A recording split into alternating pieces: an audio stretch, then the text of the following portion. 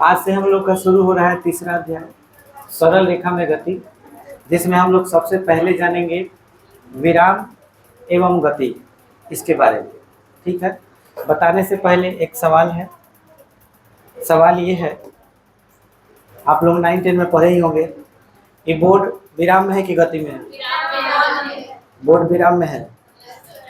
अच्छा, और जहाँ तक मेरा सवाल है कि अगर ये बोर्ड विराम में है तो ये बोर्ड है पृथ्वी पर, और पृथ्वी घूर्णन गति कर रही है, इसलिए बोर्ड गति में है। क्यों पृथ्वी घूर्णन गति नहीं करती है? पृथ्वी गति में नहीं है। अच्छा, ये बताइए, ये एक आदमी है, ये लंबा है या नाटा है? लंबा है कि नाटा है? बताओ बताओ, लंबा है कि नाटा? बोलो। बीच वाला है।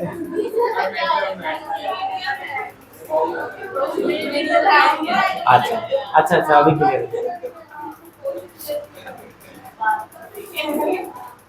अब बताओ, ये लंबा है कि नाटा? मतलब ये चित्र बनाते ही तुम लोगों ने इसका नाम लंबा दे दिया, क्योंकि तुम लोग इससे क्या किए? तुलना किए।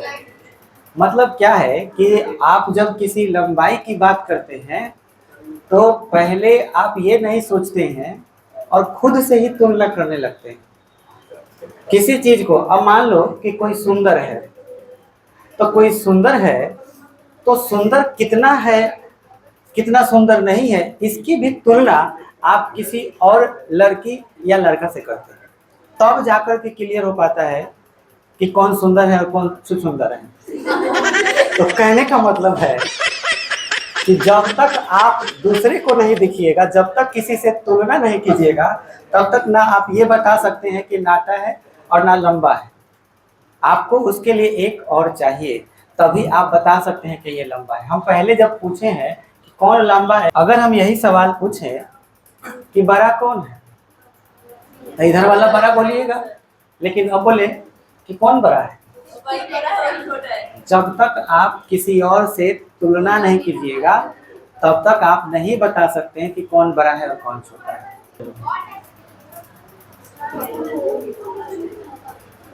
चलो अब ध्यान दो, गति और विराम शब्द भी एक बहुत महत्वपूर्ण शब्द है। जैसे एक और प्रश्न है आप लोगों से, हमको इस पूरे ब्रह्मांड में, मतलब इस पूरे दुनिया में कोई भी ऐसा चीज बताओ जो रुका हुआ है। हाँ, विराम में है। कोई भी ऐसा चीज जो रुका हुआ है।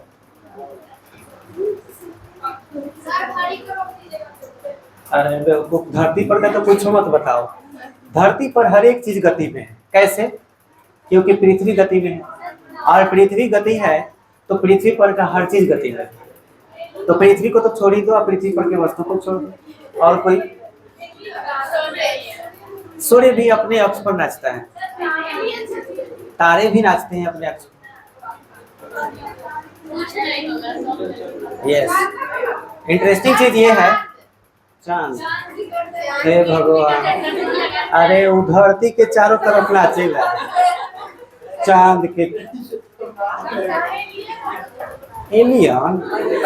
अरे एलियन दूसरे ग्रह के जीव को कहा जाता है, तो वो जिस ग्रह पर होगा वो भी ग्रह तो घूम रहा है। सीधी सीधी बात है, कोई भी ऐसा चीज नहीं है जो रुका हुआ है। ब्रह्मांड में हर चीज गति में। क्लियर हो गया?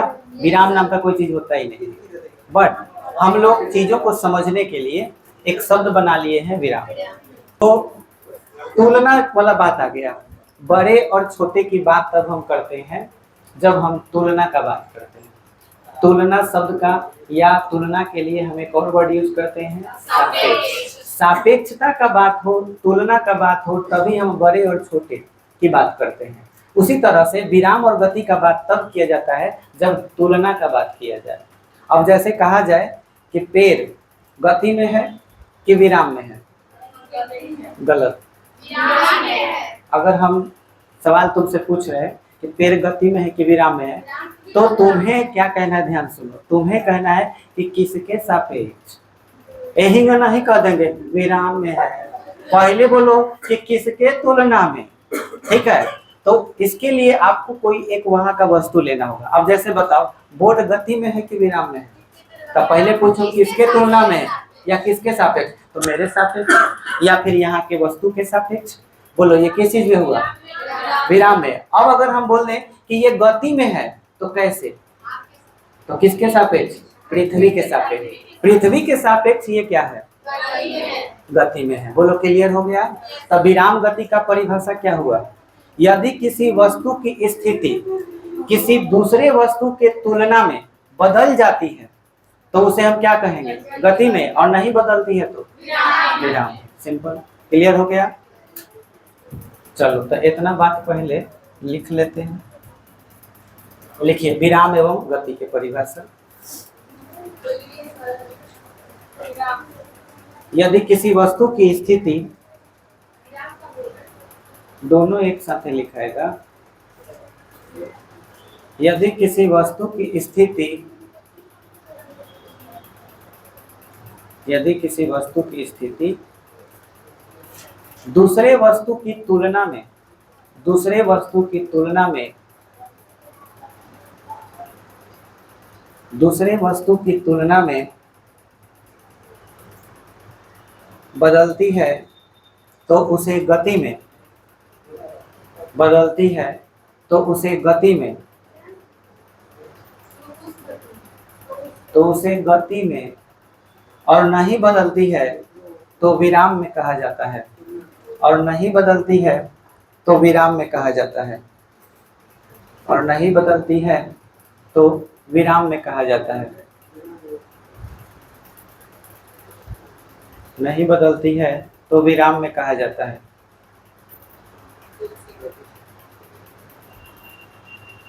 चलो हो गया, बहुत बढ़िया हो गया। अब एक सवाल जिससे पूछेंगे वही बताएगा, दूसरा कोई बताएगा कुछ चला देगा, ठीक है। इससे पूछें, तुम बताओ। यस, ये टूटा फूटा ट्रेन है, मान लो यहाँ पर एक आदमी है, एक ये भी आदमी है, ये ट्रेन आगे गतिशील है, यहाँ चाय वाला है, चाय वाला, ये रहा चाय वाला, ठीक है, ये चाय वाला है,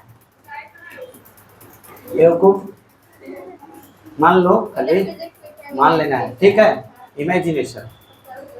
चाय वाला, दो आदमी, ट्रेन, ट्रेन किस चीज में है, इसका नाम ए है, इसका नाम बी। अब सवाल ये है कि ए गति में है कि विराम में है, बी के तुलना में, बी के तुलना में, विराम में कितने लोग को लग रहा है, विराम में सब लोग को लग रहा है, ये करे हमारा तो बुझाते ही नहीं। बहुत सुंदर, बहुत अच्छा बोल, बैठ जाओ, बहुत अच्छा, वेरी गुड। ये विराम में है, ठीक है अंकल, सॉरी आप बताइए। उनको बोल रहे हैं आप, बैठिए। यस, आपको यस बुलाया जाता है, क्या करो। तो ए नहीं, बी गति में है कि विराम में, गति में है, गलत, महागलत, तुम सही बताओ। नालायक तुमको बोल रहे हैं, बी गति में है कि विराम में। ये पूछना बहुत जरूरी है, किसके सापेक्ष, समझ में आया, किसके सापेक्ष, कितने आदमी थे, समझ में आया, ये जरूर पूछना है, ठीक है। बी गति में कि विराम में, किसके सापेक्ष, एक के सापेक्ष, बताओ। विराम में है, गुड, सिट डाउन, कलम वाली लड़की खड़ा हो जाओ। अफसाना, अफसाना को बोलेंगे। बी गति में है कि विराम में है, चाय वाला के सापेक्ष,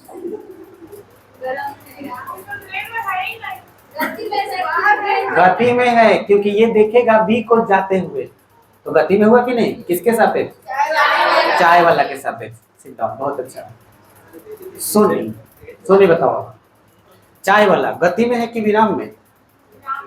अरे बेवकूफ, पहले पूछो किसके सापेक्ष, किसके सापेक्ष? बी के सापेक्ष, विराम में। गलत जवाब, गति में होगा। ट्रेन में बैठी हो कभी?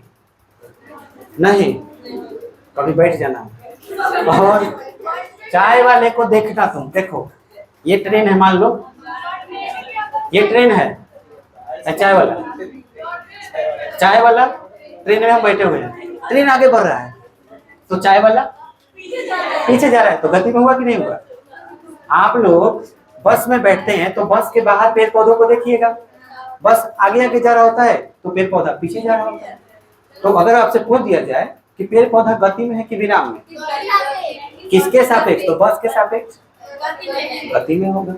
अब बस में दो औरत बैठी हुई है, दो औरत है, तो पहली औरत दूसरी औरत के तुलना में गति में कि विराम में?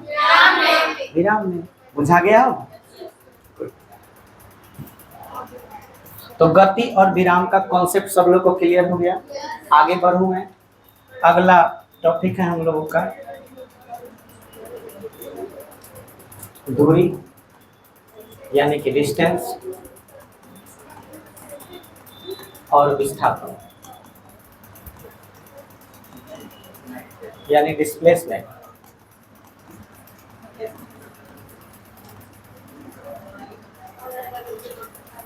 दूरी और विस्थापन क्या है समझिए। मान लो कि कोई व्यक्ति पॉइंट ए से चला, बी पर पहुंचा, 5 मीटर चला, फिर बी से सी पर पहुंचा, 2 मीटर चला, फिर सी से डी तक पहुंचा और 4 मीटर चला। बात बुझाया? तो कितना चला? 5 और 2 4, 11 मीटर। इस 11 मीटर को कहेंगे दूरी। बात बुझाया? तो किसी वस्तु द्वारा तय किए गए मार्ग की लंबाई, ये जो मार्ग है इसकी लंबाई को हम क्या कहते हैं? दूरी कहते हैं। गांव देहात में जैसे मान लीजिए कि गांव है, इतना दूर में गांव है, सरकार एगो मेन रोड बनाई हुई है, आ हियां से एगो रास्ता जाता है गाँव। कतना ऐसा गाँव होला जैमें ऐसा का लहरिया पट वाला रास्ता लहराते हुए जिलेबिया मोड़, जिलेबी लिखा ऐसे होता है कि नहीं रास्ता गाँव में?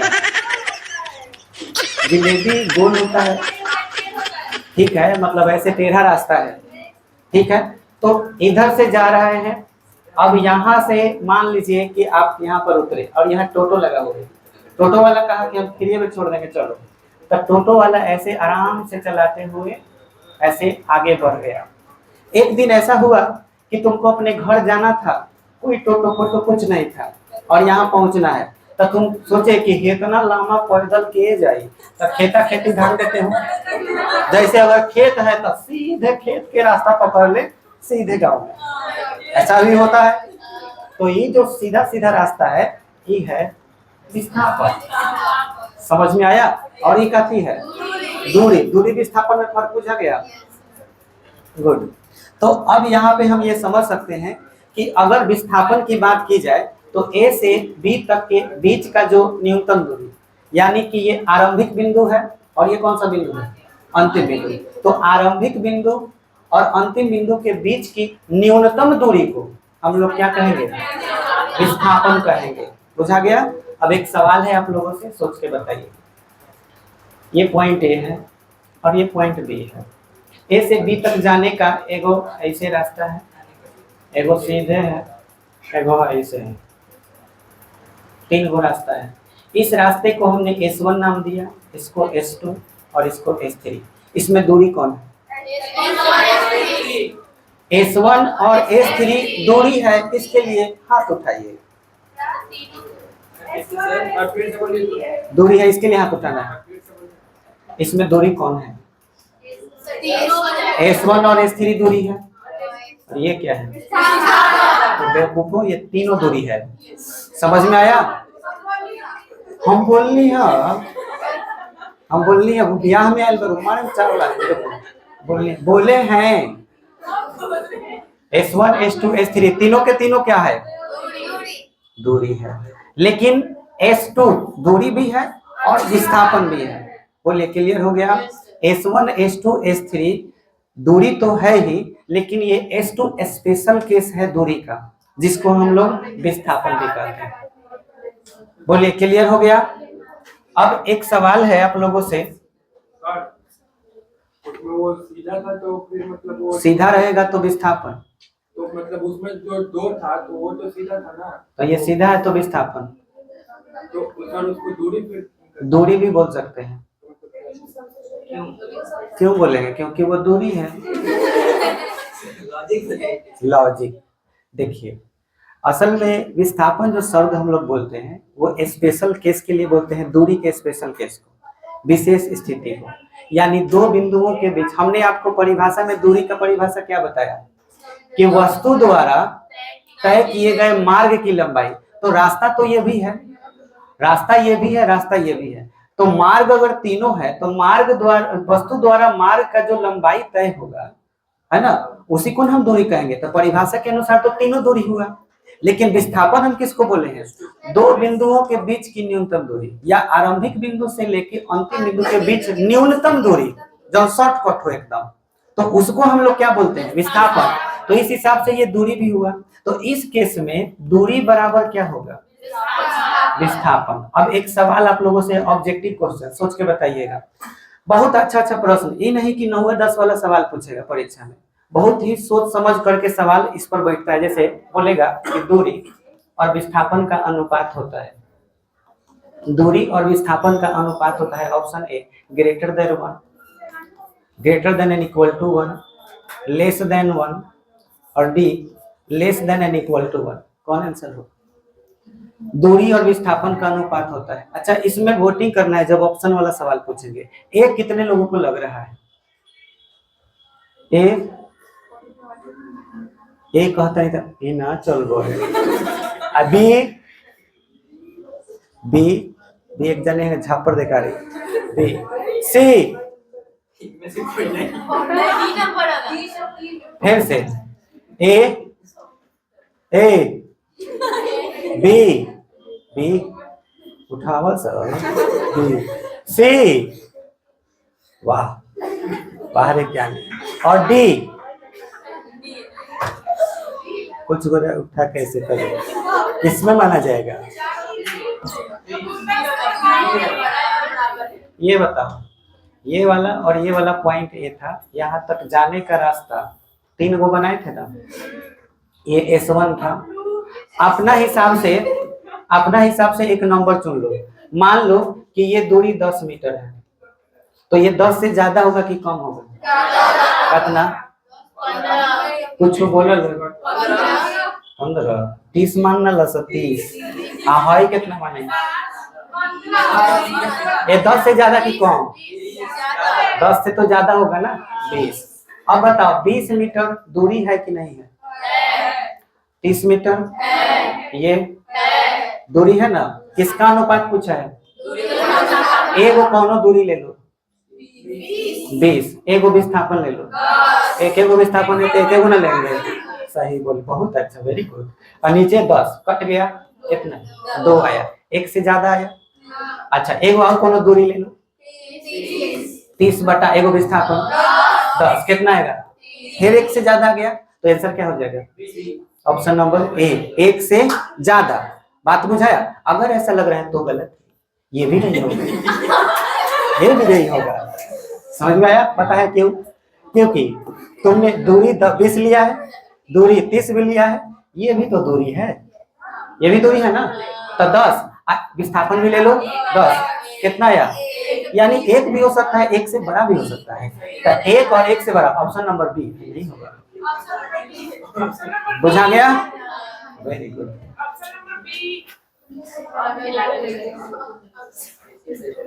चलिए अब हम लोग एक बार बढ़िया से सुन ले, फिर आप लोगों को परिभाषा बताना है। ध्यान से सुन लीजिए।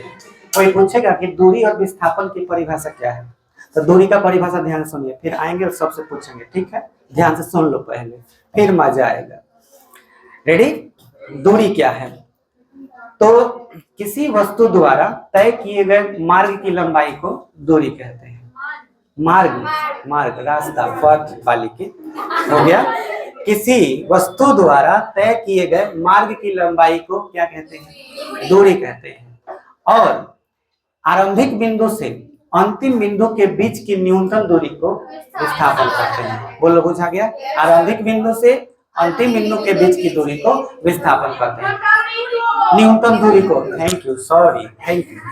चलिए, किसी वस्तु द्वारा तय की गई मार्ग की लंबाई को, किसी वस्तु द्वारा तय की गई मार्ग की लंबाई को, किसी वस्तु द्वारा तय की गई मार्ग की लंबाई को दूरी कहते हैं। मार्ग की लंबाई को दूरी कहते हैं।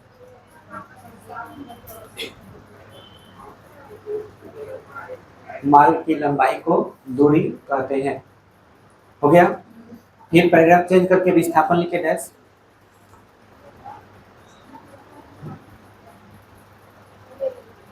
विस्थापन लिख करके डैश लिखेगा। आरंभिक बिंदु और अंतिम बिंदु, आरंभिक बिंदु और अंतिम बिंदु, आरंभिक बिंदु और अंतिम बिंदु के बीच की न्यूनतम दूरी को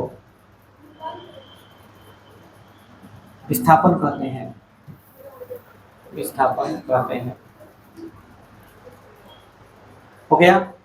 नीचे आप लोग नोट में क्या लिख लेंगे कि दूरी बड़ा होता है और बराबर भी होता है किसके? विस्थापन के।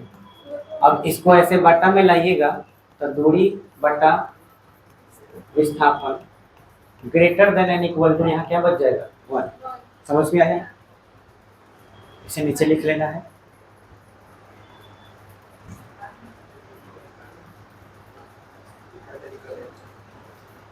चलिए, इससे संबंधित जो ऑब्जेक्टिव सवाल होते हैं उसको हम लोग देखेंगे। ये हो गया? ध्यान दीजिए, दूरी और विस्थापन जो है इस पर हम कुछ उदाहरण लिए हैं। जैसे दूरी क्या है? तो कुल पथ की लंबाई, अच्छा है, मार्ग की लंबाई बोल सकते हो। दूरी कौन सा राशि है? अदिश, मतलब इसमें दिशा नहीं होता। दूरी का मान हमेशा क्या होता है?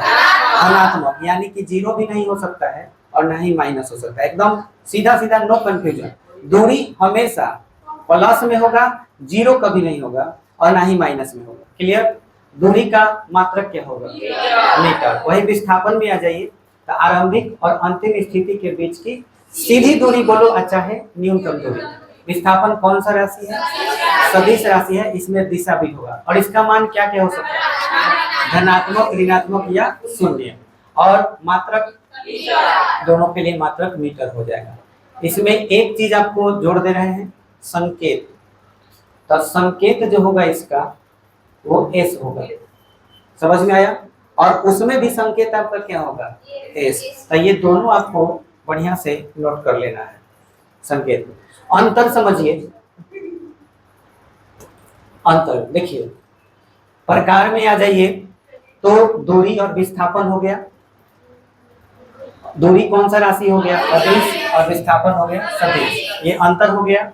मान की बात करें, धनात्मक और विस्थापन, दिशा नहीं होता है और इसमें होती है मात्रक मीटर और इसमें मीटर। बोलो, क्लियर हो गया? ये आपका दूरी और विस्थापन से संबंधित ऑब्जेक्टिव है जो क्वेश्चन में पूछे जाते हैं। तो इसको जल्द से जल्द आप लोग नोट कर लीजिए फटाफट। लेकिन ये वो पॉइंट यहाँ क्या जोड़िएगा? संकेत। संकेत में क्या लिखना है? छोटा एस।